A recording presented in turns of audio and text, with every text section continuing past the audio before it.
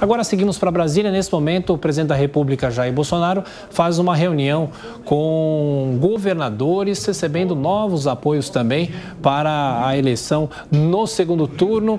A gente acompanha um trecho da fala do presidente da República nesse momento. A gente vê os governadores Mauro Mendes, também o presidente da Câmara, Arthur Lira. Acompanhe. Escape de oxigênio caso a pressão aumentasse muito lá dentro, e quanto mais para cima, maior a pressão interna.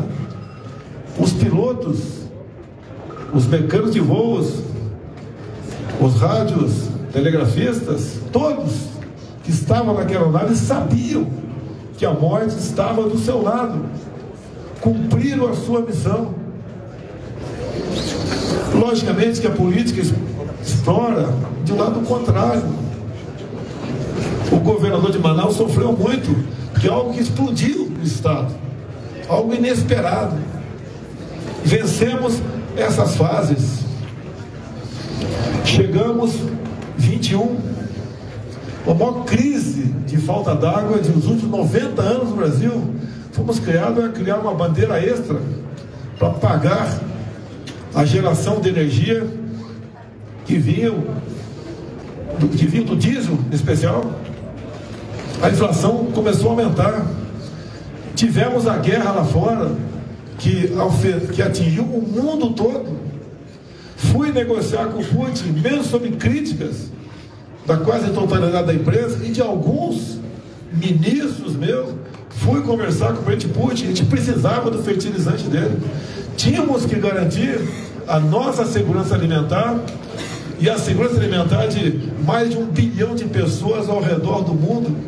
Fizemos a nossa parte. O mês passado a ONU mandou um representante para lá para negociar fertilizantes com outros países. Nós, 6 meses antes, tratamos desse assunto.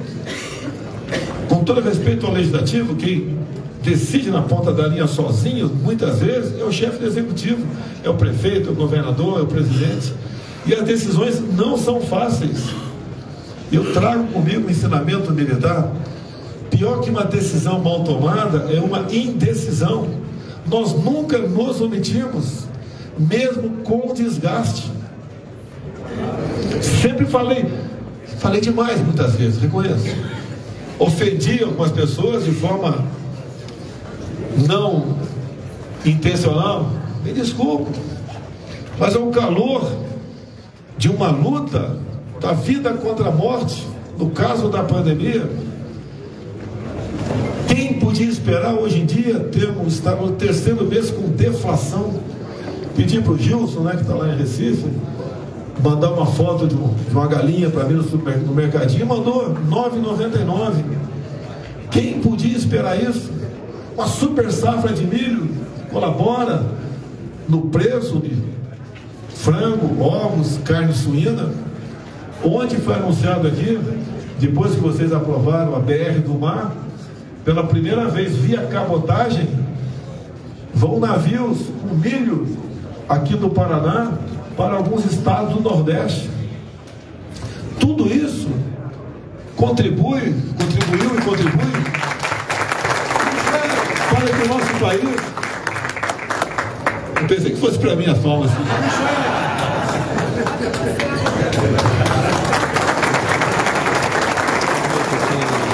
Foi a primeira-dama Michele, lembrando do encontro com governadores que foram eleitos agora no Centro-Oeste, governador do Mato Grosso, Mauro Mendes, e também governador de Goiás, Ronaldo Caiado.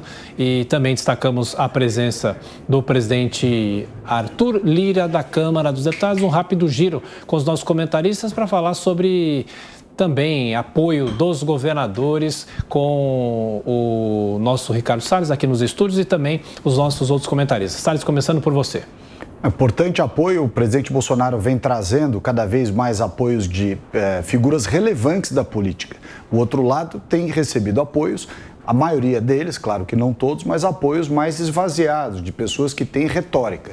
Os apoios ao presidente Bolsonaro são daqueles que têm cargos, equipes, estão sentados nas cadeiras, ou seja, estão exercendo os seus governos, e esses apoios vêm trazendo efetivamente mais consistência e desmontando a narrativa de que Bolsonaro estaria isolado nessa disputa contra o ex-presidiário Lula.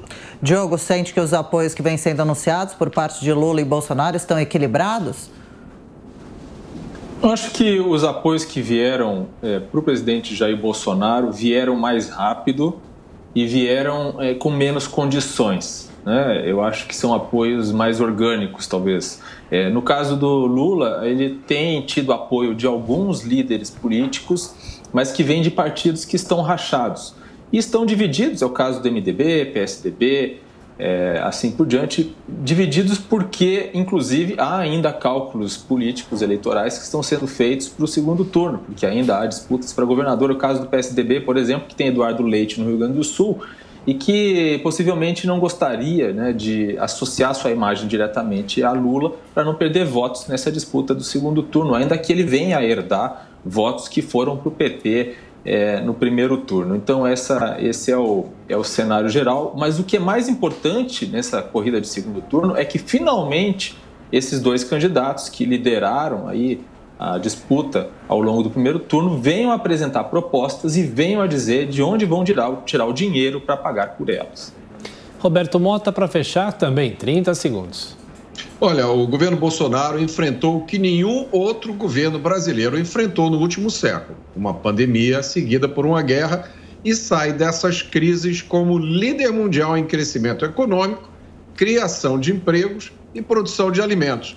O presidente é um defensor da liberdade, do sistema democrático e republicano. Esses são os fatos. Ele passou o seu governo enfrentando oposição cerrada de uma trinca formada pelo consórcio de mídia, o consórcio de pesquisas e o partido dos tribunais, que aplica a lei de forma seletiva ou cria a sua própria lei. Os resultados do governo Bolsonaro são tão impressionantes e o desespero dos seus adversários é tão grande que eles foram buscar o seu candidato para se opor ao presidente Bolsonaro numa cela de prisão.